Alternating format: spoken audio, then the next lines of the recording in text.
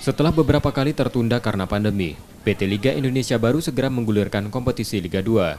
Setelah rapat dengan pemilik klub akhir pekan kemarin, PT LIB rencananya mulai menggulirkan Liga 2 pada 26 September 2021.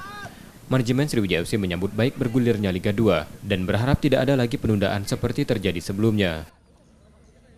Jadi yang pertama rencana kick off tanggal 26 September.